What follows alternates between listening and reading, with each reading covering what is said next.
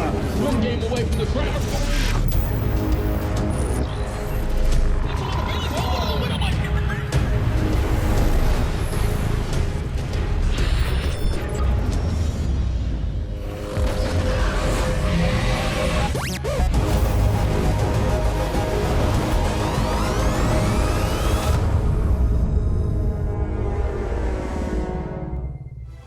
Welcome back, everybody, to the World Championship Series. This is the Premier League, and we're about to enter Group B.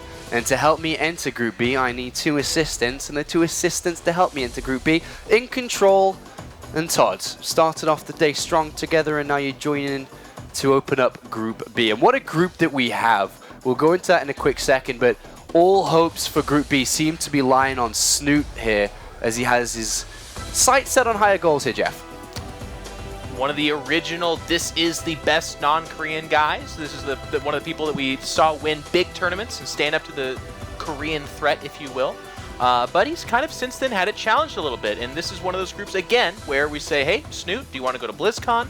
Or do you at least want to overachieve and show us that you still got it? Snoot will be playing in the second match tonight against Sen, which we can go into the matchups and have a look who's playing first. There's two other players in the group, and that is GunGFuBanDa and Petraeus. Todd, talk to us about this group. This group, there is, again, a lot of diversity and diversity in style as well. Even though there's three Zergs, it feels like very open stylistically and in terms of who might be able to make it out. I feel mostly between the three first players here that we saw.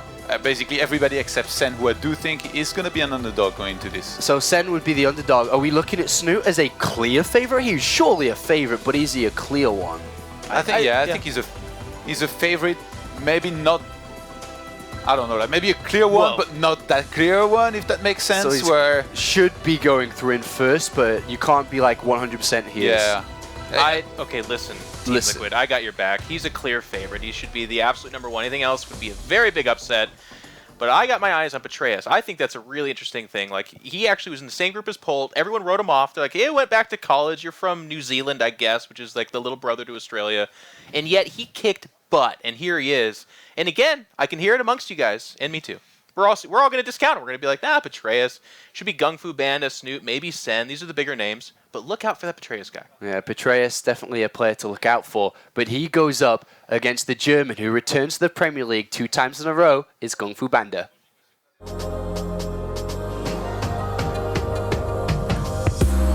In my opinion, the best way to win a StarCraft match is if you just play and don't care if you lose or win.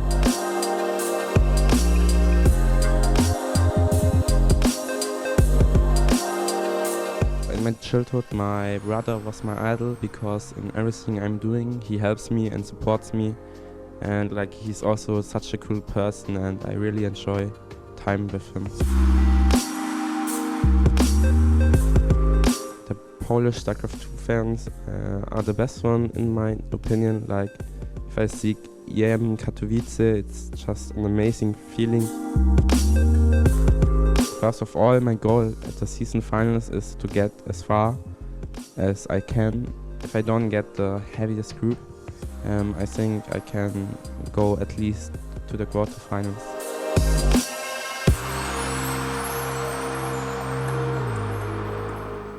GunGFuBanDa is sneaking up on the European scene and is hot rocketing towards the top as a Protoss player, Todd. Yeah, the thing is, he's in a group with 3 Zergs now. If he managed to do with his PvZ what he's done with his PvP, which is becoming one of the, I would say, top players in Europe in this matchup, he might have a serious chance to advance here. Now, I'm not sure if that's the case. 17 years old, isn't bothered by any nerves, doesn't care about win or lose, comes in, plays his game, and look at his stats for this year. It's absolutely fantastic. 7 wins and 3 losses. He always performs. Obviously, he's lost in Season 2 around the round of 16, but at these stages, he is surpassing everybody's expectations. A 70% win rate, actually, which is the opposite of our prediction rate. Wow. We are doing that badly. Well, here's the thing about him. You kind of cite a couple things. He just beat Lilbo to make it here as well, and in pretty dominant fashion. Of course, that's PvP, as Todd was saying. But in Season 2 at Toronto, he actually had some pretty tough PvZ matchups. And yes, he did lose them, but they were against very, very good players. And it was actually pretty close. I felt like that was one of those things where the results didn't tell the full tale. So I'm looking for him to improve on it here.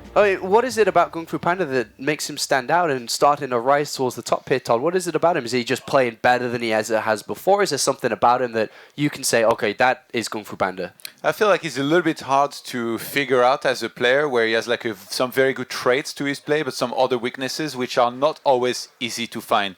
Some might say in some moments or in some particular matchups, his macro is going to be a little bit more lacking, but in PvP in particular, he's shown that even in the late game, he's able to make good things happen. Now against Zerg, it's a completely different ballpark though. The matchup is just so different, and if you struggle even just a little bit against good Zergs, this is not really the group to be in. And Petraeus, sorry, Jeff. No, yeah, it's something that you actually heard in his interview that I really liked. His interviews have been great. He said you have to have no fear. You have to just kind of say, I'm going to go do it. And for a Protoss player, that's what's made him so dangerous. He's not necessarily the most strategic or like super thoughtful of a player, but man, he's willing to be like, yeah, I'm proxy gating you. It's game 3. I'm going to do that. He'll take those risks. He'll go for it. And Petraeus is going to have to be careful about all these types of risks that we can see here. And as Jeff has already pointed out, this guy is a player to look out for this season.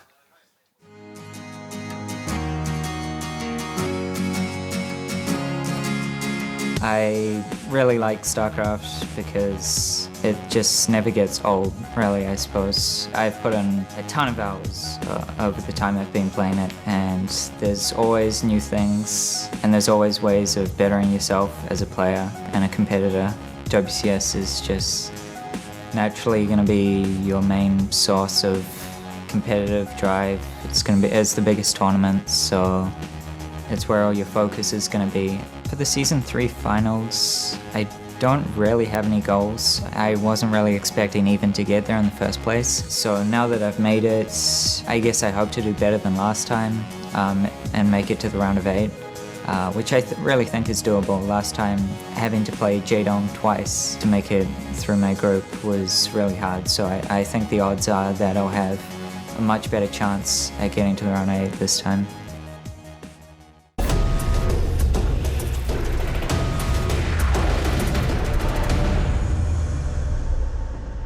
Even though he stopped playing full-time, he has thousands and thousands and thousands of hours of experience and practice behind him that powers him into Season 3. He said in the round of 32, he doesn't care that he's not playing as much as he used to because of the amount of hours and work that he's put into it. He's confident he's going to do well this season, Jeff. He's at that interesting spot, which is like the perfect competitive nirvana, especially in StarCraft, where it's like, I put in a ton of hours, I put a lot of stress on myself, it didn't work out, I'm going to go back to school, I'm done, but I'm still playing the game, I'm still working off that practice, I just don't care as much, and sometimes that combination makes for absolute monsters.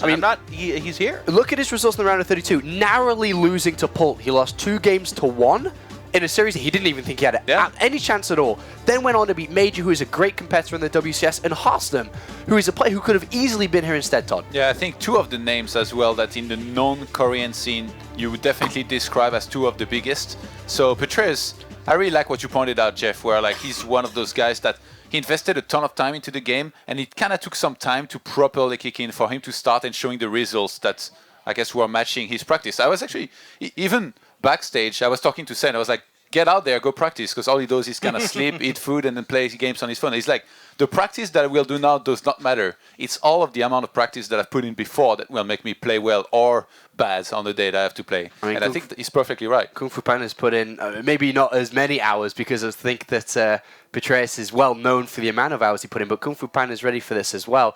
And GunGFuBanDa is always secretly confident. He doesn't really care, like we said. He doesn't really look at a group and say, I can't do this. He's like, actually, I don't mind who I play against. I'm just going to play my game, and he's good. I really liked his interview questions at Toronto was great, and it just sticks in my brain. He's like, I don't even care about the prize money. I'm here to kind of win, I guess, and if I don't, oh well.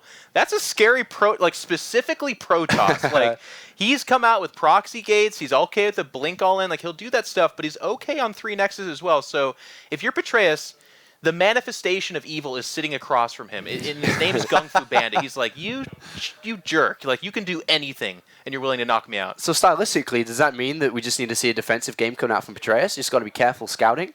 I think Petraeus, actually, he kind of reminds me of Zenster in a way where like he's really good in the late game, and he will be happy to go up to, as any Zerg, 3, 4, 5 bases. So I think he should try to look out for what GunGFuBanDa is going to do, and if he reaches properly into it and doesn't make any really bad mistakes, like going across the map and losing all of his units, I think he should be okay in the late game. Yeah, Todd's exactly right. Like, Petraeus, most comfortable with the really cool late game Zerg army, specifically in ZvP. Look for Infestors, Vipers, Ultras, everything, and he does it really well. Well, let's take a look at the maps then. The maps are now ready, and we can kind of look at these big maps, small maps, because that's going to tell quite a bit, surely, on which direction this series is going to go. We have Coda, which is, you know, a so-so map. We'll talk about that in a minute, but Terraform and Dash and Terminal comes in. We rarely see Dash and Terminal, Jeff, enter the WCS. It gets shoehorned in here a little bit. It's got an island base. There's 3 gold bases. It's very weird. There's backdoor stuff. It makes for fun games, but players do try to avoid it because things get weird there. But is this an aggressive map pool that we could see GunGFuBanDa exploit? And Petraeus' speak even tells us that he's confident on a smaller map like this, where like he's gonna try to scout and I guess react properly, or even go for some of the attacks of his own that you can go for with Hydralisk. I mean, we saw Zenster earlier successful with some Roach Hydra timings that he executed very well. Dash and Terminal, I feel like it's a crazy map. Yeah, he was like, I don't want to lose on Iron Fortress, so maybe I'll do that on Dash and Terminal instead, because I'm so sick of Iron Fortress. But I mean, let's talk a little bit about the first map then, Coda. This is just like a standard map. It's the most played map in the Premier League. It's the most played map in Challenger. It's the most played map in any tournament that we enter in StarCraft II. And when you're looking at the first map, isn't this a map that's going to be very, very difficult to exploit a super aggressive, surprisey type of Protoss game? Sean, it's a little bit predictable. A lot of Zergs go for a Hydra Ling timing attack at that third base. And one of the things that stood out to me from that Season 2 finals in Toronto for GunGFuBanDa was his play is very Stalker Sentry focused, but he did a really good job of defending that third base. And if he can do that here, that's the advantage, the leg up that he needs to then get the game won under his belt. All right, Todd, thoughts on this map before we look at the predictions real fast? I think Jeff said it pretty well.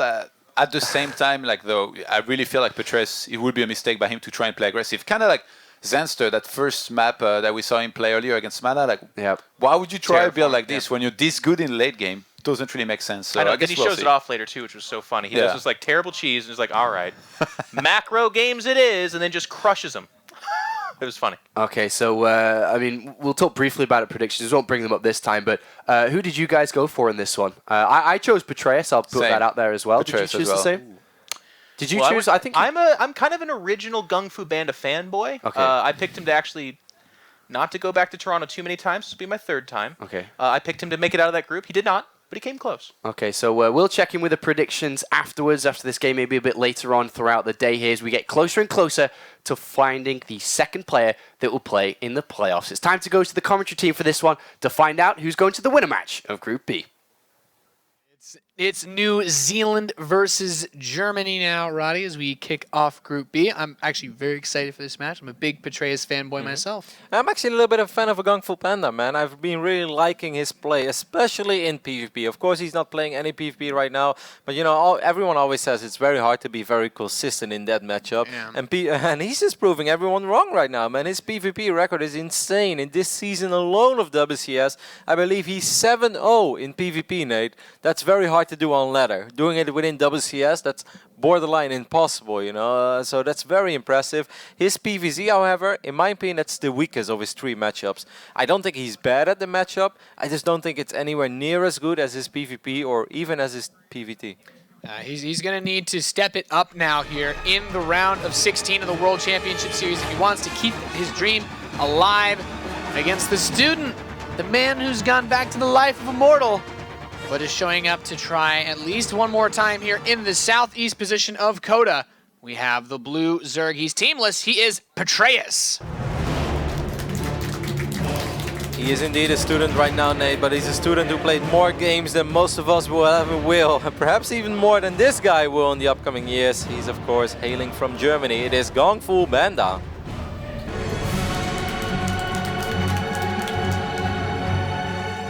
Nice guy, horrible nickname.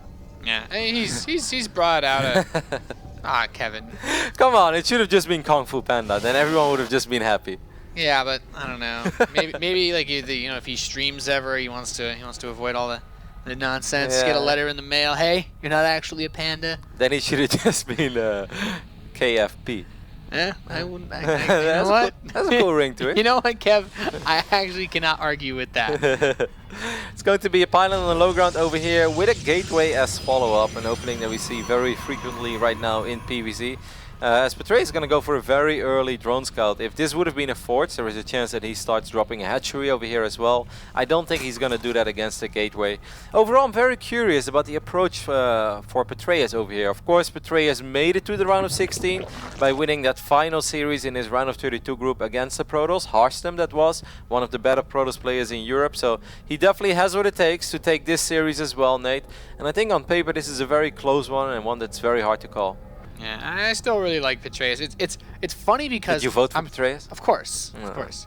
But it's funny because like I was talking to him before we actually started the broadcast today. I was talking to him after the round of 32 group. I'm just like, what have you been doing? Like, have you been like playing anything else, messing around at all? You know, trying new things in life? And he's like, no, actually I just play StarCraft when I'm not doing school stuff. I'm like, okay.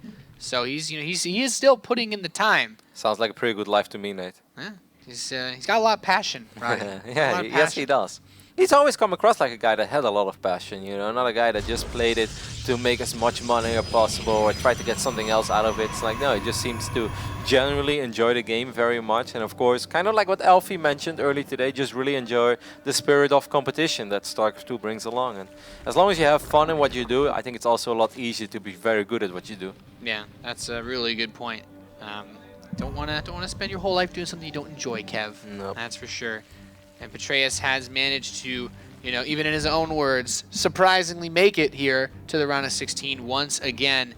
And it would be pretty sick. You know, we've already got one interesting result so far to today's games.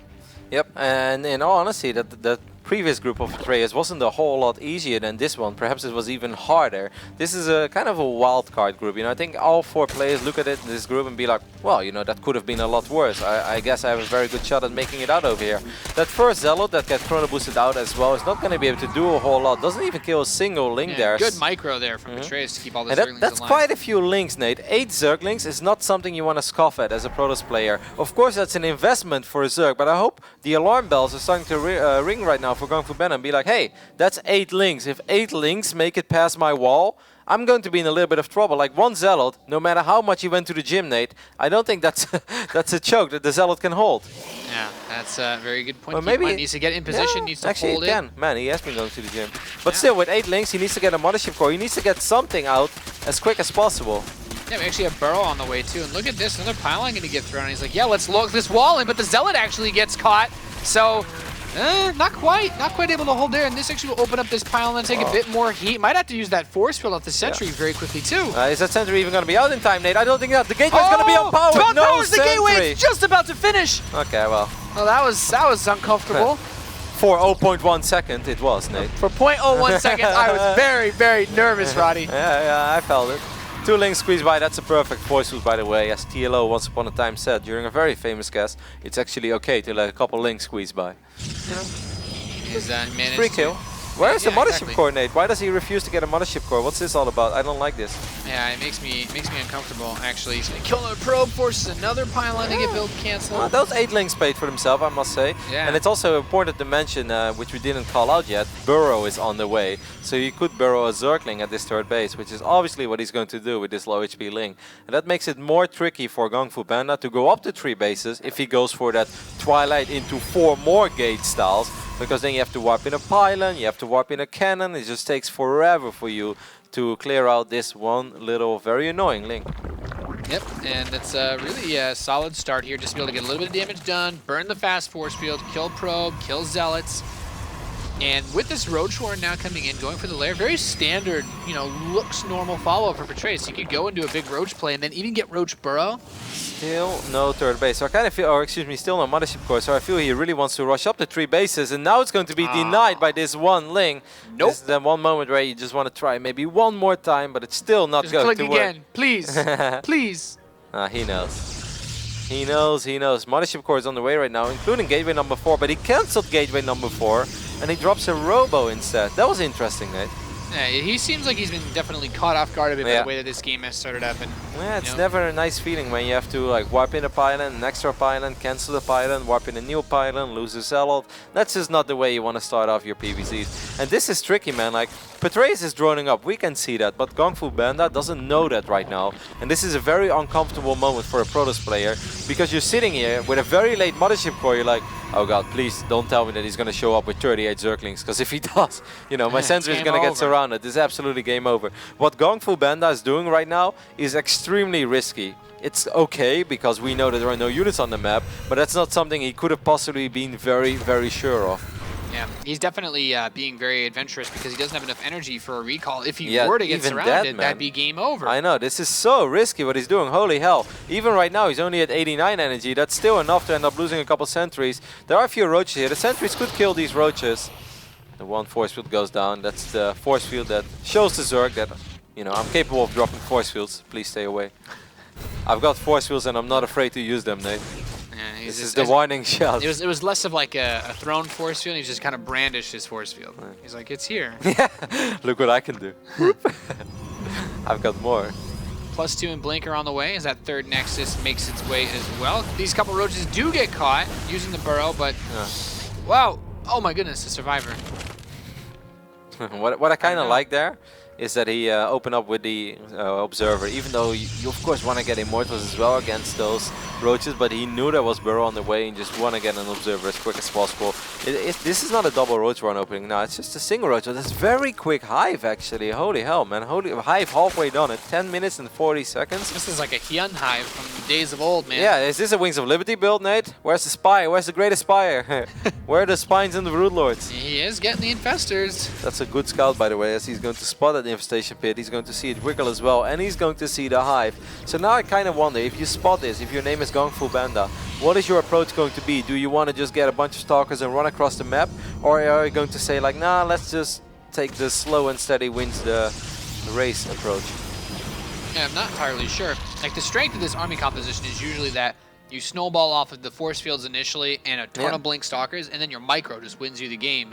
But how does Hive really play into that? Like, I feel like Fungal does a good job of locking this sort of army down. Very quick Templar Archives going down here. I think that's a pretty smart decision, because a player that has Fungal Growth on the way and that is going up to Hive is very unlikely to just straight up bomb rush you and just go all out. So will most likely give you a little bit of time. And if you have time, if you don't need all these stuff, oh, Fungal could potentially land over here. That's very risky. Fungal does land, but only connects with 2 Stalkers. I kind of like this Templar Archives. I think it's very smart. In the games that Mana played earlier, I thought it was a little bit risky to rush up to it that quickly. You know, sometimes you can get away with it, sometimes not. But against a player that's going up to Hive and doesn't have a very quick Hydralisk Den and has a bunch of Roaches and Hydras, I think that you should be able to get away with this. A couple feedbacks, maybe a Storm or 2, the ability to warp in an Archon or 2. I think it all makes sense what GunGFuBanDa is doing over here. Yeah, especially when you're playing against someone like those Ling upgrades, because those, even if you don't use the Storm as much, Archons will absolutely wreck Lings especially. First War Prisoner is going to make its way across the map with 4 Zealots in it. Would be awesome for Petraeus to scout this before it actually shows up in his main base, but you know, he's probably not going to take a whole lot of damage of this. Ooh, he may have got a glimpse of that on the minimap, but that was very, very short. But the best thing that this War Prism is going to do for Petraeus is A, it's going to confirm that he's playing against Ultralisk, if he wasn't sure of that yet, and B, it's going to keep Petraeus on his side of the map, which allows GunGFuBanDa to get an additional Immortal out, get a couple of High Templars out, gather up energy, you know, just get a few more Storms for yourself, and eventually get a couple of Archons as well. So I really like this War Prism play, even when it won't kill a whole lot / almost nothing. Yeah, I mean, the Carapace upgrades to the Lings actually make them very difficult to kill for these Zealots. You're not going to get that nice upgrade advantage where you normally just 2-shot the Zerglings. So in Legacy, you would have been able to pick off both Zealots there. Yeah. From miles away. His army is moving out. He's going to clear up a little bit of creep. It's kind of risky though. I mean, of course he still has vision on his army. He's going to go for a reasonable sized warp in over here. 5 Zealots. That's something that Petraeus does have to respect. Petraeus, what are you going to do? He's running around a little bit in the middle of the map. You don't want to end up losing too many drones. Now, this could get really tricky really quickly. The Ultralisks pop out, take a couple of swings at those Zealots. Man, imagine if that Mothership Core gets abducted. I believe there is a Viper on the map. Oh, that's actually a really good point. Abducting that could completely cut off the escape route of this army. A lot of those slow sentries, basically everything but the stalkers. He knows there are Vipers and he's still just sticking around over there. Gets a couple of force fields from the low ground and gets a bunch of links. Of course, maybe not the most expensive pickup ever, but if he walks up here and then he defensively forces... There are ultralists though, he has to be very careful. Don't let your mothership core get abducted, GunGFuBanDa. You're playing with fire. I would recall out immediately, Nate. I'm surprised he hasn't actually tried to get that that fungal on the mothership core. Yeah, what is he? There's not even High Templars in that army, right? Like, it can't even get feedback. I mean, it could potentially get sniped by a bunch of Blink Stalkers. Oh, the Viper was moving forward. Zealot's still doing some serious work. That War Prism, big playmaker here. Yeah, it was not even supposed to do all that much damage. Finally, the recall does go down. Look at all those beautiful High Templars with their filled up purple bars, Nate. Doesn't that make your Terran heart beat a little faster? Yeah, right before it stops. 9 drones going down in this whole process. I really like the way that GunGFu has been playing this game, man. Very solid all around. Double Spire going down, by the way, for Petraeus. Yeah, but how late is this? I mean, if we look at the way that it's set up, right? More Ultras are coming out. It's going to go up to 10 total. There are 3 Immortals, 1 more coming in. And how much of an impact do you think the Storm really has here, though? I guess it'll clean up the links pretty well. It's nice, but it's not all about the Storm. But it's going to do quite well, you know. It's feedbacks as well, and let's not forget about that. Feedbacks on Infestors or Storm on Infested Terrans, feedback on Vipers. It's all very nice. War Prism does finally get caught. I won't be surprised to see a new Prism on the tab immediately, and that's exactly what we see. Stargate's going down as well. Maybe worried about Tempest, or excuse me, about Broodlords eventually. He wants to get a couple of Tempest out, but he hasn't seen the Spires yet. It's going to be interesting. Petraeus has shown us before within WCS, when he played against Hearthstone as well, that he doesn't mind to be very, very passive. That's a nice little run by, man. That could really mess up GunGFu a little bit over here. It's going to force him to wipe in a bunch of Zealots, something that I think he rather wouldn't have done. And Burrow being used as well, that's cute. Yeah, I like that he immediately pulled the probes away. Did not want to take any chances, but that makes those Zerglings burrowing even that much more annoying. Accidentally hallucinated a couple of Stalkers. Wow. Well, that's one way to hide your War Prism, I guess. Just send out 8 One of them is real. It's a guessing game, Nate. It's like The Price is Right. Which one is it? It's hard to know, actually. It's like dividing your attention. Don't want to waste any abducts on them. The Overseers will reveal them, of course, once they're close enough to that detection. Petraeus has been messed out. These Zealots got to cancel again on this hatchery on the left bottom side of the map. That's very nice. Couple of drones being transferred. If I was one of these Zealots, I would try to turn around immediately. All these fake prisms giving Petraeus the idea he has nothing to worry about, but soon there will be a real one. And let's not forget about that Dark Shrine, eh? The Dark Shrine is finished up. There's only a single Spore Crawler in the main base, by the way. Well, there's a lot of spines here, though. Getting to that Spore could be a little bit tricky. Petraeus plays a very interesting style of ZvP because most Zergs always feel like, you know, don't give the... that's a sloppy Prism. That was the real one, GunGFu. Maybe he got confused himself. Happens to the best of us, Nick. I suppose. +3 melee is coming in now for Petraeus. Those Lings get a little bit stronger. I love that he stayed on top of these Carapace upgrades, though, because it really helps them out versus the Zealots, and they have the Adrenal Glands as well, but... Just this little harass is so nice. Like handful of Zealots comes in, cancels hatchery, easy. Got a kill on the Extractor as well. You know, it's all small things, but that's still a drone and a little bit of money. Petraeus is rich, but not extremely rich. He's like rich in the way that if he loses a couple of units, it's okay. But if he takes a horrible fight, he's gonna have a very, very hard time replacing that army, no matter how he wants to do it. Same, of course, goes for GunGFuBanDa, who's gonna try to clean up a little bit of creep over here with Blink Stalkers. Always love this from high-level Protoss players, by the way. This is so important. Will he get fungled here? Well, no, he dodges it. Well done. Yeah, actually not bad. Tempests will be coming out onto the map shortly. All the range and all the power that they do bring. Now, there aren't Broodlords to worry about, so how much of an impact do you think this actually has? Is this a mistake to be getting Tempest just blindly like this? I don't think it's a mistake, but you make a solid point over here. Even though it never hurts to have a couple. Like, if he makes 8 Tempest against a full Ultralisk army, then I think it's a mistake, but because the DPS is just not high enough.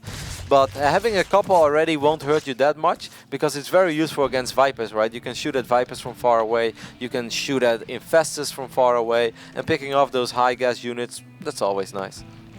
Alright, yeah, I think that's a good point. Mothership is actually going to come in as well. I like the Hallucinate War Prism. I want him to send a real one with the hallucinations. Yeah, that's like I said, you know, then it becomes a guessing game.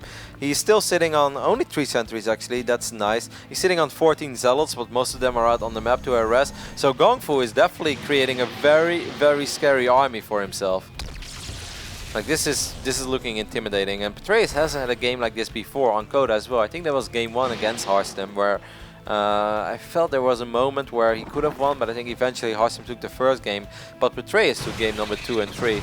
Like, these are very unique PvZs, because once again, most Zerg players look at this matchup and be like, you know, it's okay to give Protoss some time as long as you always have more bases than him. That has not necessarily been the case in this game for Petraeus. Petraeus just relies on his super late game army control over here and just thinks he can take a fight against the Protoss that has had all the time in the world. And, you know, that's not something that most Zerg players agree with. No, these Ultras come in, they're going to clip a few more of these units here, and these Zealots with the Dark Templar, they're actually tanking for that DT. They should be able to knock that hatchery down because of it. Ultras push the northeast. There's, yeah, just barely in the nick of time actually killing that hatchery. At the same time, these Ultras are being annoying on the right top side of the map with a couple of infested Terrans as well. What I really like here, it's a small thing, but I think very important to mention. He always brings an Overseer with stuff like this, which is so useful, because that makes it a lot harder for Protoss to defend. It's not as easy as swapping in 5 Dark Templars and forcing the Zerg to retreat. Like, bringing an Overseer with stuff like this is mandatory in high-level games. Yeah, really makes it difficult. Really puts a lot of the pressure on the Protoss to bring everything over. And I'm very curious what the answer to these Tempests are going to be. Yeah, right now the Tempests I don't think have a huge impact on this fight. Like, they are annoying and they will get a couple of free kills, but if the armies actually clash, you know, Tempests just kind of sit there. They hover above the army and every 5 seconds they tickle the Ultralisk. Mistake? No, it's never a mistake, Nate. Nah, it could very well be a mistake. I want to believe, Roddy. I want to believe. I mean, carriers have very high DPS, and right now there is not a whole lot in that army. You know, like, carriers are not like Tempest. If you have 4 or 5 carriers in your army, they will do serious damage. I'm actually really hyped now. Yeah, he's getting, is that Phoenix range or? That's Phoenix range. I mean, maybe worried about that potential very big Muda switch. Like, I like getting ready for that in advance. If you are a rich Protoss, you should be getting ready for that. Petraeus is getting so many bases, by the way. This escalated very quickly. There was a time where he struggled to take his 5th base, and now he only has 6. And he's getting base number 7. Yeah, GunGfu really needs to get a 5th base, man. Like, this is reminding me of Zanster vs Marine Lord, and 4 bases is beautiful, but you can only be on 4 bases for so long. Eventually you will run out of steam. Yeah. And I want to give a compliment to Petraeus' creep spread, because it has been actively denied by GunGFuBanDa, but it's still covering pretty much the entire map. And look how rich he is, holy hell, man. 5,500 minerals, 6,000 gas. It's looking very good for a Zerg from New Zealand. I wonder what his reaction will be when he sees a carrier on the map as it is finally finished. I think one carrier won't scare him too much. If we see 4 or 5 carriers, that perhaps scare him, but first Corruptors are in production right now. These Ultralisk and Infested Terrors are doing some serious work on the right top side. Zealots will be able to win this fight, but GunGfu needs a 5th base, man. He really needs to take care of this creep, and he needs to start mining up this base. Maybe get a bunch of cannons, whatever. A couple of probes got hallucinated. That's kind of cute. Hallucinated probes to scout. He needs to take care of that creep. He really needs to secure that base. Look at the bank. GunGFuBanDa has no bank at the moment. He has a very good army, but he has no bank. Like, the amount of Immortals, I think we're looking at 7 or 8 Immortals, correct? Something like that. 8, yeah, 8. So I actually think what Petraeus is doing over here is very smart, Nate. He's just slowly but steady trading out. Fungus will land. I still think that GunGfu should trade very well over here. I mean, there's just so much in this army. The Corruptor count is not actually that high. Mothership will finally be taken down. The Tempest still staying. Neural Parasite on an Archon. Okay. Not something we see every day. Petraeus actually trading pretty damn well over here. I mean, he won't necessarily win the game here, but he took care of all the Immortals. Well, he also hit this Nexus in the northeast. Petraeus is actually cleaning house, Roddy. Yeah, absolutely. Takes a commanding lead. Look at the bank. Supply-wise, it's kind of close, but I think Petraeus is just wondering, what should I remax on? And it's going to be a bunch of Corruptors and a lot of Ultras, and I don't mind the Ultras at all, because he took care of the 7 or 8 Immortals. Yeah, he killed the #1 threat to the Ultralisks in this game. And with the Infestors, he can also lock down those Archons. He can lock down any Zealots that are warped in to try to help defend against this as well. Petraeus with just an excellent game over here. Very patient ZvP play, not something we see of most Zergs. He's just not afraid. He's like, yeah, let this game go to distance. I believe that my army control is good enough. My understanding of the matchup in any given moment of this game is good enough. And my multitasking is good enough to deal with everything that is Protoss. And it just feels like he's taking a very smooth and easy victory over here in game #1. Yeah. With only one big fight ever. Only one big fight. GunGFuBanDa is going to try to move in on this northeast base of Petraeus. Should be able to clear this out relatively easily. He's going to send that carrier into. Of course, he did use all of his energy on pretty much all of those expensive units. You know, he used the energy of the Queens and the Vipers because a lot of transfuse went down in that fight. That's why those Corruptors were able to stay alive for so long. That's why even a couple of the Ultras stayed alive for quite a while. Because normally Ultras do kind of melt against 8 Immortals and a few Archons. Yeah.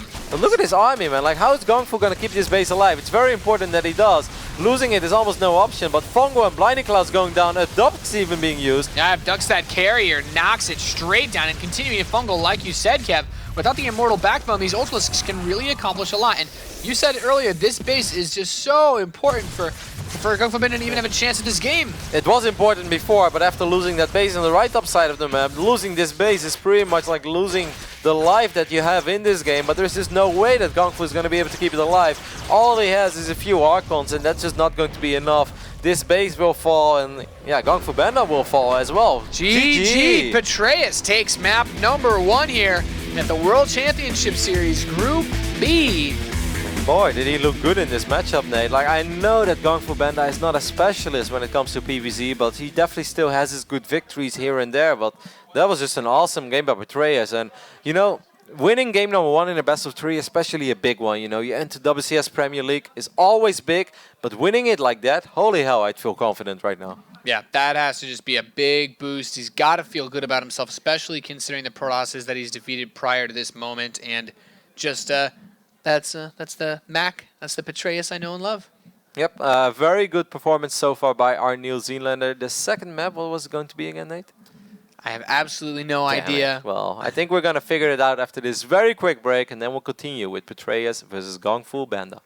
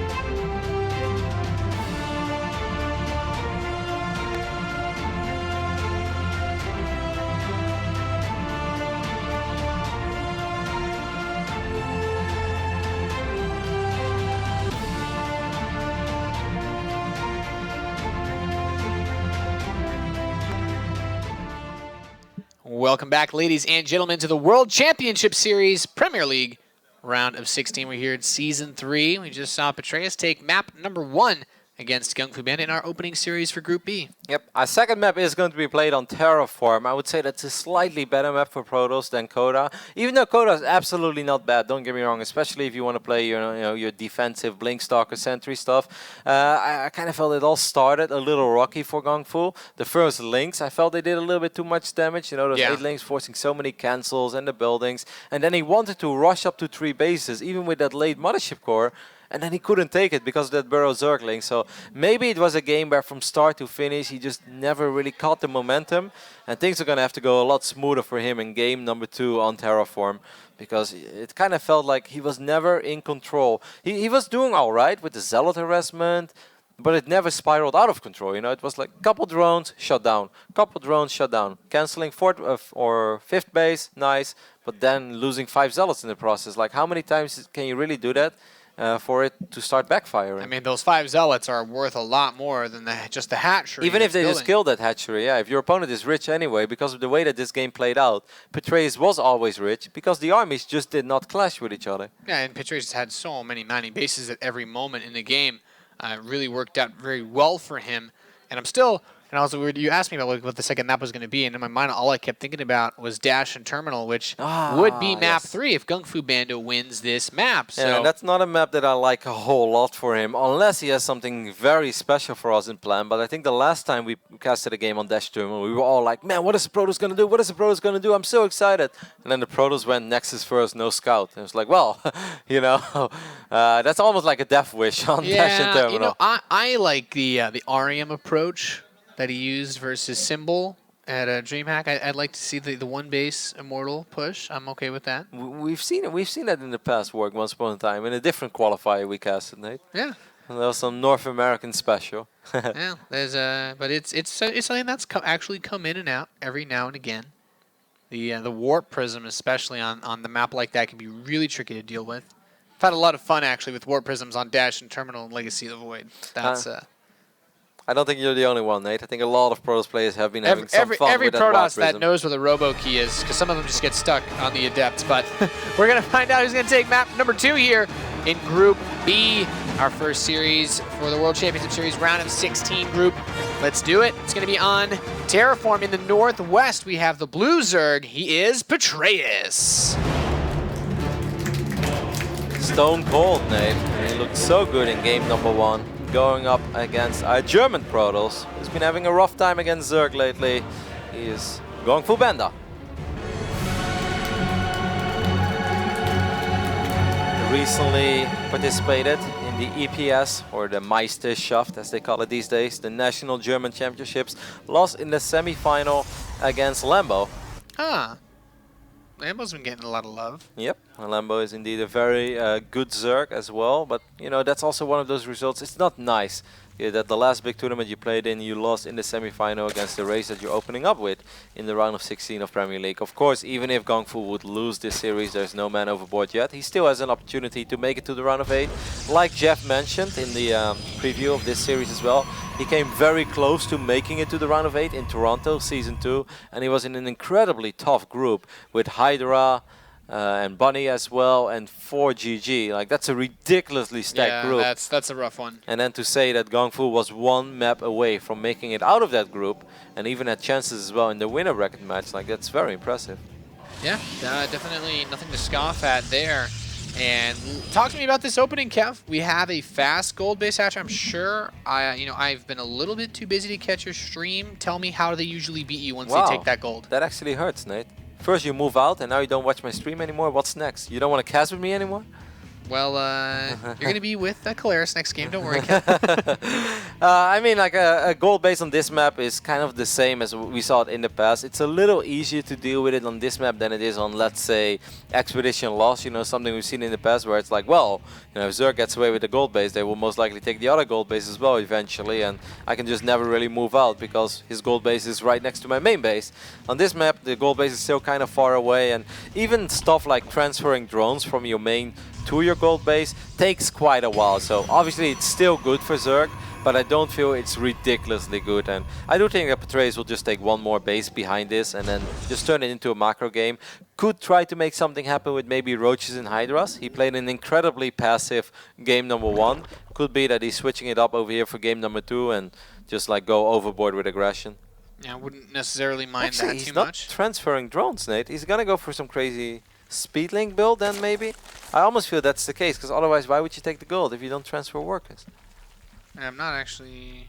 Might be a crazy Speedlink build. What if he just tried to play completely normal? That wouldn't make much sense, would it? No, it's just a little bit confusing. I don't know, we'll see where Petraeus takes it. Let's not make any crazy... Is it possible that he actually would just do some sort of delayed thing, hoping that his opponent overreacts to what could have been like a one-base type push? What if he... Isn't there that weird thing? There is a weird thing that some people do, right? Where they go for a crazy fast lair when they do this? Yeah, but that's more when they go for the aggressive version of it. When they try to maybe bust your ramp with Hydras. Or bust your wall with Hydras. I don't think that plays very good. I think the offensive gold base on this map can be very strong. If played correctly, you know, with a couple spines, with queens, and then roaches and links, I think that's the best execution of it. But, you know, that's a completely different scenario. That's when you take the gold on the Protoss side of map. So far, it just seems like a very normal opening for Petraeus, where he's getting hatchery number 3 now as well. He's, of course, going to get a small economic boost from this gold base, but by the way that he's doing it, you know, transferring workers one by one. It takes a while before those workers start mining a whole lot of this base. It's almost saturated now, but it's not like his economy has been skyrocketing from the start of this game. Yeah, it's very interesting. We have a Stargate coming in for GunGFuBanDa, so he'll have the option to go for a little bit of Oracle or Phoenix play. I actually don't mind that too much, because I once heard a pretty good NA Protoss player tell me that when the Zerg takes a gold base like this, their queens have a hard time bouncing between them, so that Stargate play can actually get a little bit done. Yep, but it's going to get spotted immediately by this Overlord, and that's a super nice scout for Petraeus. And if I was GungFu, I wouldn't be very happy right now. That's just tricky, because you kind of wanted Oracle to do some serious work, and like you mentioned, there is a chance for Oracles to do serious work. Maybe it will still be. It's very unlikely this is going to be Phoenix play. A, I don't think GungFu plays a whole lot of Phoenix, and B, Phoenixes against gold bases don't have the same effect. A Void Ray is going to be the unit of choice. What? Well, that could just be maybe he wanted to go for an Oracle if it wouldn't got spotted, but since it did, it's very unlikely this Oracle will get a whole lot done, like I mentioned. Void Ray Gateway all in? I've tried something like that against Petraeus once, Nate, and it didn't go very well for me. It's a tough one to make work, that's for sure. I mean, he's taking the rest of his gases. He's going to add a forge as well, so it doesn't look like an all-in type play. But maybe he wants to follow up the Void Ray afterwards, maybe not thinking it would be expected. There are a lot of Overlords on the map, by the way. This Void Ray could potentially shoot down 4 or 5 Overlords. That would be very nice, you know, 1 Void Ray to kill 5 Overlords and also help you to stabilize in 3 bases against Roaches and Lynx. That's not a bad investment at all. That's actually a good point. It's basically your Protoss Viking in this case, to try to knock everything down. The Zealots are positioned ready to try to bait these army around and get some damage done. I am worried about that Hydralisk Den going down right now. That's going to be very hard for GungFu to deal with. He's not going to have anything that's very good against Hydras for the longest amount of time. These Zealots march in at a very unfortunate moment, because look at these Roaches. Like, this is the last thing you want to see when you walk in a bunch of Zealots into someone's mineral line. It's like, whoop, well, here are the Roaches to save the day. Maybe these Zealots in the main will get something done. He does spot the Hydra Den, so that's something. He's actually getting a couple of drones. It's a lot better than nothing. Yeah. He pulled the Roaches around between the natural and the main, so he was still able to keep a Zealot or 2 alive by that natural expansion. And meanwhile, he starts third Nexus up, Twilight Council with +1, and he is going to follow this up with an Oracle. Yeah, that's it. Maybe he saw that there was still not a single Spore Crawler down, so he's like, well, if you refuse to make Spore Crawlers, he's not respecting the Void Ray, Nate, and then you follow it up with an Oracle. Gotta respect the Void Ray, Roddy. This I actually completely agree. A very close moment. These Lynx are going to try to prevent the cannon from going down. He needs another pylon. You want to keep that cannon alive at all costs. The cannon is not tucked in, Nate. So, well, I actually don't. I don't know. He's not going to get the Nexus, I think. Now, there's plenty of force field available. He shouldn't get the Nexus, and he won't still get agree, the Nexus. Kev. It's a very risky game to play when the cannon is not tucked in. You get very uncomfortable in that position. It's gonna be tricky, man. Like, the Hydralisk count is gonna be very high. Petraeus is doing this of 57 workers, but of course he still has that gold base. Has a little bit of a creep highway as well. It's just a single highway, Nate. There's no carpool lane. No, unfortunately not. Gonna get into a bit of a traffic jam. He pushes down too many units at the same time, Roddy. Oracle does get spotted. Could of course be a fake Oracle. You know, sometimes you look at this as a Zerg and like, Oracle? Now really? It's like, yeah, probably hallucinated one. You know, in this case, now the Hydra is gonna shoot at the Oracle. It's like, it's real. It's gonna kill not just the Hydra. I would go for the drones instead, mate. Yeah, I was gonna say, I'm like, not sure if Don't fight those 7 Hydra. It's actually a very effective Oracle already, man. It spotted the Hydra, killed the Hydra, is doing a little bit of economic damage over here. 4 drone kills, bunch of drones not mining. And time is the friend of GungFu right now. I actually kind of like how this is going, because Blink pretty much finishing up. It's going to take a while before +2 is ready, but he's getting a bunch of defensive cannons, which is going to make it a lot easier for himself to split up his units properly. Yeah, I like how this is going for GungFu. It's not going to be easy, but I think he has a pretty good feel for the game right now. Yeah, Dark Shrine is going to come in as Blink completes and +2 gets closer and closer. Meanwhile, Petraeus finds himself getting a Hydralisk speed so that he can do a little bit faster off creep, but Pathogen glands again. Oracle is going to swing in once more, spots that infestation pit. How much have you liked the Infestor play that we saw to Petraeus? I liked it in game number. Yeah, I liked it in game number 1 a lot, but I feel this is a very different type of Infestor play. This is Infestors that actually will contribute to the push.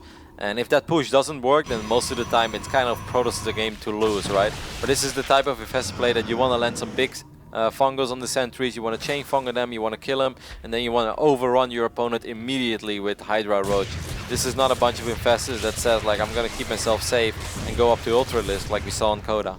Okay, can get behind that. We do have a lot more units being made right now. 4 more Infestors finishing up. We have 6 more Hydras being added, and a lot of Lings behind it too. So how do you actually do this then? Is it to try to bait force fields by the 3rd and then hit the natural, or vice versa? Yeah, I kind of get. I guess so, Nate. I think that Petraeus is very cautious about this as well, because he knows that if he ends up losing a bunch of Roaches and Hydras, this is not the same game as Coda. It's going to be extremely hard to buy enough time for himself. But GunGFu must realize now. Okay, Oracle gets picked up a little bit sloppy there. He did get 1 revelation down. I think GunGFu realizes that, hey, something is going on right now, because if you actually try to kill me with Roach Hydra, I should be struggling to stay alive right now, right? Like, I know this matchup. I know that this is the moment where normally I'm throwing down force fields, I'm making the best of a dicey scenario, and I'm trying to stabilize. But you're just kind of giving me a whole lot of time, and you're not really pushing the issue, which must mean that you're transitioning at home again. Yeah. Oh boy, 4 DTs. Look at this, targeting down on this Any Portcaller. overseers? They're gonna try to get the snipe off. 0 overseers on the map. Oh man, this is great for Petraeus. He's probably gonna hog the Spore Crawler with drone. Oh, Fungals! Fungals the Dark Templar. Okay, so they're not able to get on top of that Spore Crawler and snipe it. Really big play. Wait, no, he moves it anyway. He's gonna get it. He should split up the Dark Templars right now, Yeah, though. don't let yourself get fungled. At the same time, he's moving forward the army. He needs to drop really good force with it. That's good fungo, I think. These Hydras should be able to do a lot of damage over here. Mothership Core is here to save the day as well, though. And not really any Zealots actually forces the recall. The Infestitarians will do not, but sniped the natural. Damn. And look at the bank this time. That's like a reverse pattern of the previous game. You know, Petraeus is broke as a joke, while GunGFuBanDa is actually banking 1800 minerals, which I think is safe to say is slightly more than he should be banking, Nate. But he's spending all of his gas like a madman. He's getting Storm, he's getting +3, he got a Robo, he's wiping in a bunch of High Templars. Now he's getting a Warp Prism to get rid of some of those additional minerals. It's very important for GunGFu though that he goes up to 4 bases when he shoot. I felt in the previous game, his 4th base was a tiny bit late. His 5th base, well, pretty much was non-existent. I don't think it was ever truly up and running. But having Storm in this scenario against this Hydralisk-based army and the Vipers that are going to come out, so nice. Especially because even the Ultras that will pop, it's not going to be an overwhelming amount of Ultras, right? I think we're looking at the first engagement 3, maybe 4, max 5 Ultras, I'd say. And they're going to have reasonable upgrades, but not phenomenal. These Lings are going to try to get a cancel on this 4th base. For the first time ever, that 4th base actually got warped in. That's just great game sense and timing by GunGFuBanDa. If I'm Petraeus right now, I'd cancel it immediately. You know, there's no saving this Nexus, just forget about it. Yeah, Petraeus gets right on top of that. What was the purpose of that one Zealot? It's like, well, you know, we just wanted to test the water. Make sure that they do actually still attack enemy units. That's just very sad. You know, there was no need for that Zealot to fall. Those additional Zealots being wiped in is also a little bit silly. That's just throwing away minerals. Like, there's no point in that. This Warp Prism harassment should be able to get something done. There isn't really a whole lot here. Just a single Spore Crawler again. This Dark Templar is going to take care of it. Imagine if a few more DTs get wiped in and you get a snipe on those Evo chambers. That would have been massive. But +2 does finish up. GunGFu needs to get something though to get ready for those Ultralisk, and he needs a 4th base, needs to take care of the creep. There's a lot of things to do. Petraeus is making it very hard here for GunGFuBanDa to play a flawless game. Yeah, this is getting really, really tricky now. Burrow's on the way. Chitinous plating is so close, and you mentioned that Ultralisk count, man. It's going up a little bit by bit, but moving in, cleaning up these creep. This is not a phenomenal army against Ultras at all, Nate. There is a single Immortal in the mix. A couple of Stalks are left behind. 2 will blink away. 1 will fall. But Warp Prism's still alive. Yeah, these Zealots don't have charge, by the way. Zealots without charge. Never been a big fan of Zealots without charge, Nate. I have to agree with you there. Very slow to the fight. But 1 Dark Templar is going to be put on hold position, preventing that hatch from going down. How can he actually take this 4th base? This seems like it's just been such a nightmare. He starts warping it in, steps away, Zerglings immediately swoop in. Like, this is just so good for him. Yeah. It feels like GunGFu knows exactly what he wants to do up to the 15-16 minute mark, and I feel he's playing an excellent game. But after that, it all seems like one big question mark to him. It's just, you know, it's not smooth. I don't feel there's a real thought process behind it. You know, it's all very vulnerable. And of course, Petraeus, you know, gotta give credit where credit is due. He's always there to shut down that 4th base immediately. It definitely seems like a lot of freestyling coming out of GunGFuBanDa in this series. It's just like, shall I do this? Shall I try that? Like, the start is all very solid and everything connects and it all makes sense. It all adds up to each other. But at a certain point, it just feels like he's kind of lost and things either go well or it doesn't go well. But this game was looking great for him 3-4 minutes ago. Or great. I felt like it was going according to plan, you know, it was all solid. And now I just kind of feel like it's a little bit of everything, but I don't exactly see where he's supposed to win this game. And I think it's safe to say, we saw in the previous game that if this goes to the 26-27 minute mark, I don't think he's going to win that game because Petraeus just played way better super late game. Yeah, he managed to manhandle GunGFuBanDa in the late game engagements on the previous map.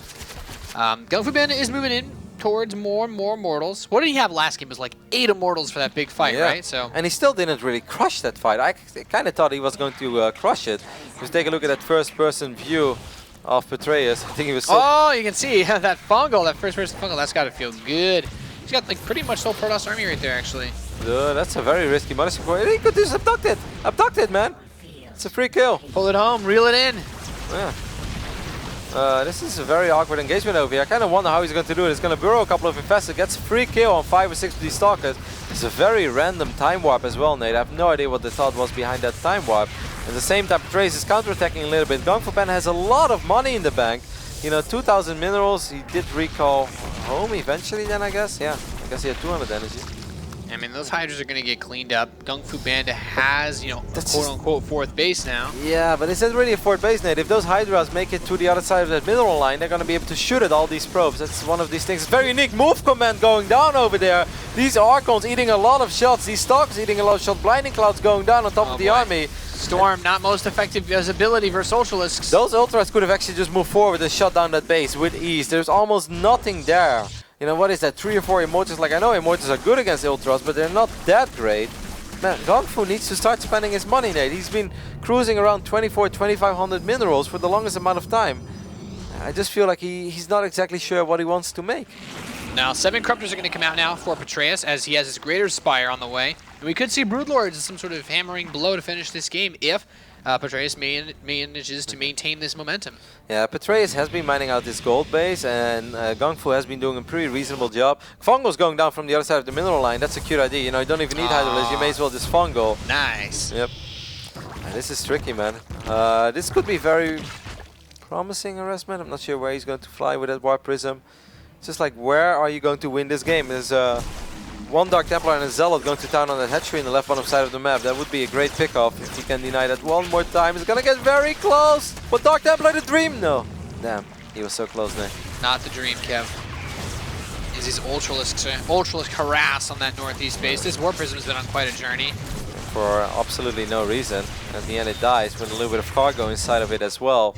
More Fungals going down from the other side. That's 9 more workers, holy hell. Yeah, that's just a horrible fort base to take, man. Like, that of course, is all because Petraeus has done a really good job in denying. And now he's got 7 Broodlords on the way. What is there to deal with this? Absolutely There's only 9 Stalkers on the map. Yeah, and a Void Ray. I don't know, Kev. You gotta respect the Void Ray, Nate. You know what? I might respect a Void Ray, but it doesn't mean I will bow to it. He's gonna scout as well. There's this creep everywhere, man. It really seems like Petraeus just has GunGFuBanDa as his number when it comes to ZvP. An absolutely awesome performance by our New Zealand Zerg. And of course, you know, GunGfu still has a very realistic shot in this game because he still has money and he's close to being maxed out and he has a scary army. But he's gonna need a phenomenal engagement, and nothing has changed since Wings of Liberty days. This is still a very hard army to fight if you don't have a bunch of Tempas. And yeah, he's gonna evacuate the probes immediately because there's just no way you can keep mining from that base. Yep, some Stalkers are gonna try to do a little bit of counter-harass. A good force is moving out, but now the Broodlords are gonna be able to shoot from afar. You can't even if he had a bunch of Stalkers, he couldn't blink under him due to that positioning. And there's the Infestors in the mix, there's a bunch of Queens as well. I really love the way the Petraeus has played this. It looks so good, and it just looks like GunGfu is very confused about what is the right way to even play against this style. He's probably very used to, you know, Zergs just shoving Roach Hydra down his throat and trying to defend, and he's probably pretty damn good at that part of the game. But Petraeus has a very unique PvZ or ZvP approach, and he's executing everything in a magnificent fashion. Yeah, GunGFuBanDa, he's maxed out, he's got a lot of money, but what do you do with Broodlords knocking on your door? He's maxed out with an army he can't fight with, and that's very uncomfortable. Yeah, he's got some... then you know this hasn't been your game. A forward blink going down. This is awkward forward blink, man. Like, you can't even get a single Broodlord. And the Fungals, the Infestors on the other side, too, so they can grab everything. Okay, that was nice. You got a bunch of feedbacks down. You got a Viper, you got a Queen or two. That's something. That's the way to start. Look at these links going to town as well. Look at the amount of probes that Petraeus has killed in the last 3 or 4 minutes. 42 probes have gone down, and 30 have gone down, I feel like, in the last 3 minutes of this game. Yeah, those Fungals were like a really big start off when we see a little bit of Blink Stalker Micro versus Ultralisk. That's nice, getting an Ultra, but... the only thing that's different between this game and the previous one is that Petraeus is nowhere near as rich. But if this game continues for, let's say, another 2 or 3 minutes, he will be pretty much as rich as he was in that one game. Yeah, I guess at this point you just want to keep using the positioning that this map offers you, right? Yeah. The terrain. It's so easy to push from the center to any of those ring bases. Yep. So many side blockers, so many high grounds, so many different paths, so to speak. So Broodlords can be in one path, but still shoot over that little ramp or the cliffs over there and fight to the other side of the map. So this makes it very tricky to fight this with Blink Stalkers. There are maps, you know, if you talk about Iron Fortress, very wide open map, you know. It's very tricky for a Zerg player to get his Broodlords around and make sure they are never exposed. But look at this positioning. Like, if you blink forward, you're gonna end up losing so many of your Blink Stalkers. Yeah, these Broodlords are being transfused as well, so can't even kill them. Great health insurance, Nate. Yeah. It looks like New Zealand takes good care of their Broodlords. Oh, Lightning Cloud and Fungal! Oh my god. Petraeus, one of those signature moves we've seen him bust out prior times in WCS to lock this Protoss army down as his Broodlords descend upon this force. I mean, if he knocks this down, this is the last vestige of economy for GunGFuBanDa. Yeah, this is just an incredibly scary army to fight. The Immortals are going to town on the Broodlords this time, but there's just so little anti-air left. There's like 2 Archons and 3 Stalkers, or 3 Archons. I don't think that's going to be enough against this amount of Blink Stalkers. Few Stalkers coming in from the high ground, that's nice. So GunGfu can start cleaning up a little bit. Gets a bunch of Broodlords, Nate, and he kind of survived over here. Of course, he lost a lot, but he didn't lose the base. He didn't lose the game just yet, but oh my god, Petraeus is remaxing on 37 Mutalisk. Hello there. I can dig it, Kev. I can dig it. This part he rears back. He rears back with that hammer. He's going to try to drop it right in now with these mutas. I mean, there is a Stargate on the map, but you don't want to start making Phoenixes one by one against 38 Mutalisks. They just pop all over the place, and I think the moment that GunGfu is going to see this, he's going to try to chase these Mutalisks down once, and that is pretty much going to be it. Petraeus has just done a phenomenal job in shutting down that fort base, in harassing, in making sure that GunGFuBanDa is never going to be ridiculously rich. And here we go. All of these pros are going to go down. This Nexus is definitely going to fall. There's 12 Stalkers on the map, Nate, against 40 Mutalisks. Yeah, this is not going to work. I mean, this mutas could turn back and just fight against these. The only thing they're worried about, of course, are any juicy shots from those Archons, but even a little bit of Magic Box Love could do the trick, and Petraeus is actually going to do that. He's just going to show up, he's going to float right over and knock everything down. GG, Petraeus takes the first series here in Group B for the World Championship Series Premier League round of 16. Phenomenal performance. Absolutely. Very curious to see what the boys at the desk would say about that, but I loved everything about Petraeus' play. What an absolute fantastic performance. Todd, you mentioned how deadly he is late game. And I think I was wrong. He's even better than I thought in late game. Absolutely fantastic performances, Jeff. He's so good at that area.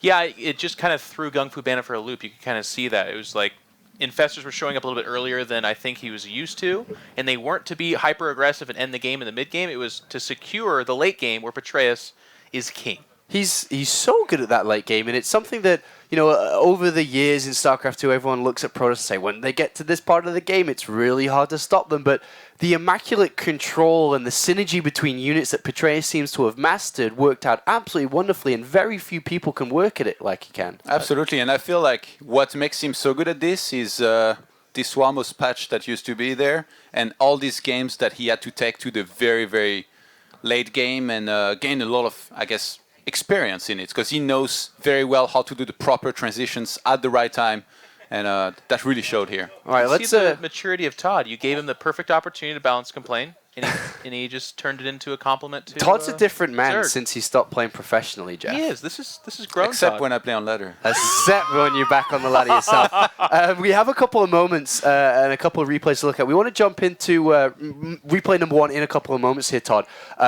Just kind of looking deeper into the way that Petraeus plays. Looking at GunGFuBanDa's style, though, when you're Protoss and you're playing against a Zerg player that is controlling so magnificently like that, how do you deal with that? Do you need to equal his control in army fights in the late games? I think 3-base timings might be a very good way to try and deal with Petraeus' style, because even though like it looked pretty safe in this game, there was a moment where I think he plays it a little bit more risky, where like he's gonna cut some units, and even though he gets infestors, like infestors, they don't solve everything. Like if you make the right amount of blink stalkers and sentries, and you attack at the right time, say with like a little bow timing, 9 gate, 3 base, only 5 gases, I think you can kill him. And especially on that Terraform map, it seems like the way that the map is pushing you out into the open, and this is something very common in recent StarCraft maps, you kind of need to fight with range units of yourselves. Are we looking at Protoss players maybe taken to the sky as well in a Tempest-type way? Is that the best way to combat this, rather than sticking to this ground army? Well, there's a couple different ways, but I do think that the Infestor style that we saw from Petraeus is really speaking to the current meta, which I don't disagree with Todd. I do think if you go hardcore, I'm doing only Stalkers, only Sentries, not going for Templar, not going for Immortals, and doing a mass attack, that could kill them. But for most Protoss, like GunGFuBanDa, that's not what they're doing. And if you waffle at all, those Ultras are too strong, the Infestors get really scared, and then all of a sudden they're showing with Broodlords, and then you have to tech switch off of 3 bases. It gets really hard. Petraeus looking in absolutely wonderful form today, though, Todd. Great playing. Let's take a closer look at game number 1 here. This is replay number 1, a point that you wanted to talk about. Talk to us.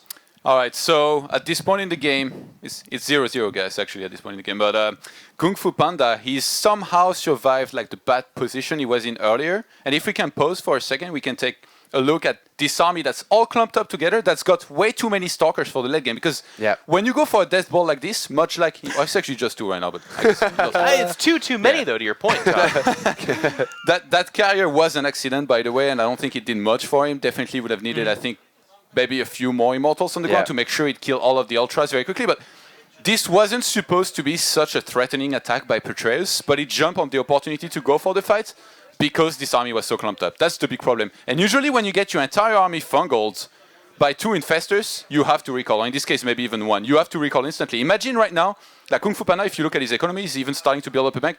He has to recall no matter what when this happens here. But he chooses to stay here because somehow I think he's convinced himself that he can win that fight, and it's an okay fight. Imagine if he recalled on the top right-hand side, defended that base, and then would have been on 4 bases with a good economy because he hasn't lost any probes there yet. Well, a couple things here. It's not just the fungal, it's also fungal and blinding cloud that's a super combo here. Shutting down all of those Immortals gave the Ultras time to cleave into those Archons and eventually the Immortals as well. But something Todd was ranting and raving about during the game as we were watching this that's really cool and very subtle.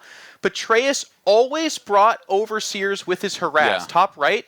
It's a very small and subtle thing, but so often, all the Protoss has to do is like, oh, you're harassing me, warp in a couple of Dark Templar, and it shuts down the harass. But that was never allowed to happen, and Petraeus was always trading favorably in those harass situations. All right, let's go into game number 3 now, and another example of an absolutely perfect engagement. Petraeus at this point, he's reached Broodlord, he's got Ultras, he's got Queens and Infestors. Like there is almost no way he can lose unless there is enough Tempest to deal with this, which there isn't. And in this case, there was even, in this game, definitely too many Stalkers for a Death Ball being like this. Like if instead of the Stalkers, somehow GunGFuBanDa had a bunch of Tempests, maybe he would have done better against this. But like this army of Zerg is that can't deal with this Death Ball easily. GunGFuBanDa didn't die to this though, right? I mean... He did. I mean, he died eventually, but in this fight, he was trading off. It wasn't... Yeah, but this you see him long-distance mining because Petraeus fought to the trade-off. He wanted to make it all about that 4th base. Like, okay, Protoss, you're going to have 3, but if you ever try to take a 4th, that's where we're fighting. That's the story of this game. And to Todd's point, too, army composition is something to look at, but look at Terraform as well. These Broodlords are hanging over the bushes, over the cliff line, making it very hard for Stalkers to get at them. And when they do, like it's only in the tail end of this fight, the trade's been done. There's a 30 supply advantage and so on and so forth. So the Protoss is very dead. All of a sudden, 40 Mutilas show up to a broke Protoss that is not ready for that transition. Yeah, just complete checkmate there. Absolutely fantastic play by Petraeus. Really a great display of late gamers. Again, synergy of his units. And he moves through now to the winners match. And we'll be playing a Zerg vs. Zerg 100%. As our next match coming up in a couple of seconds is going to be Snoot versus Sen, which we'll get into in a very couple of minutes here, guys. Thank you very much for your analysis on that game. The excellent thoughts from the experts here. And it's time to go to a very quick break. When we return, Snoot takes to the stage as he takes on Sen.